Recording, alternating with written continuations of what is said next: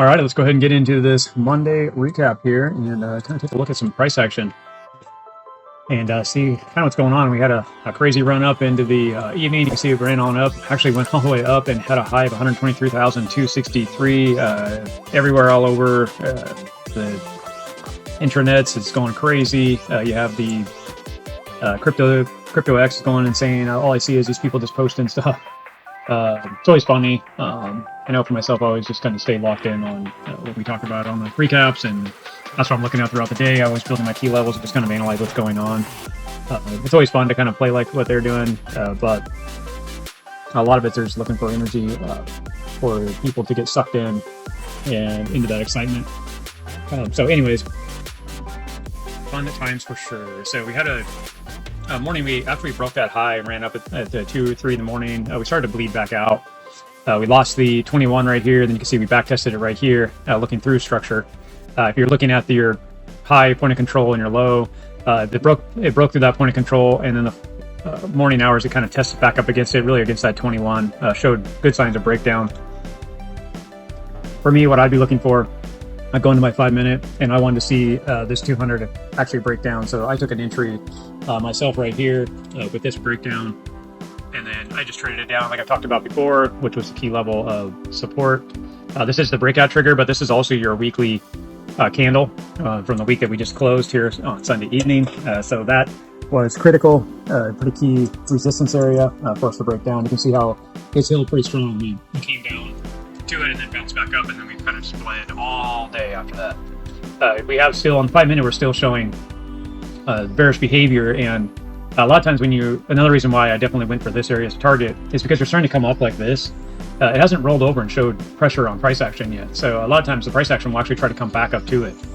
So if you entered here and you tried to get aggressive long, you can see that if you did do that, it could have easily came right back up to where you entered. This could have even started to go back and try to test these areas and took out this area in the morning. That's why it's better.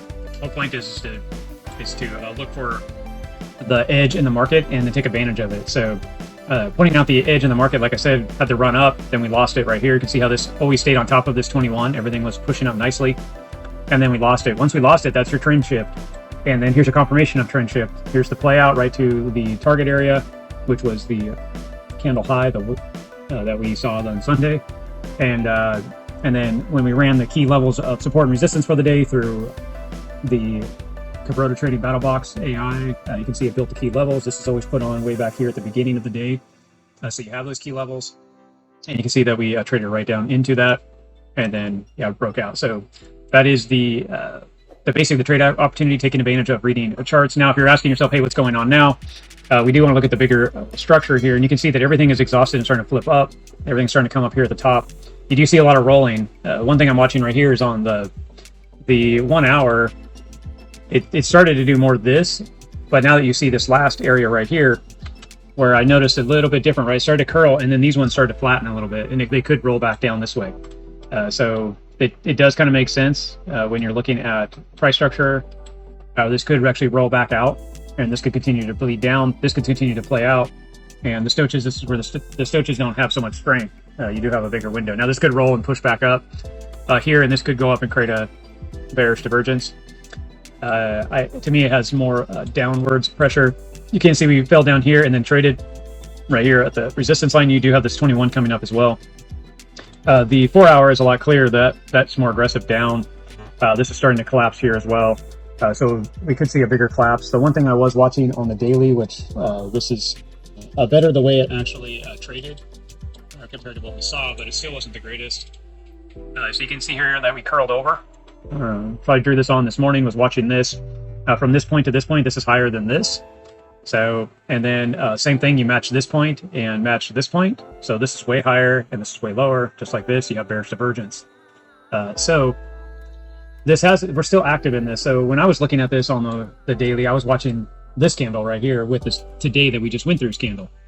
And this candle, if we close down here below this open, so you can see here on my dashed line, if I went across here, this one closed, this one opened and went up.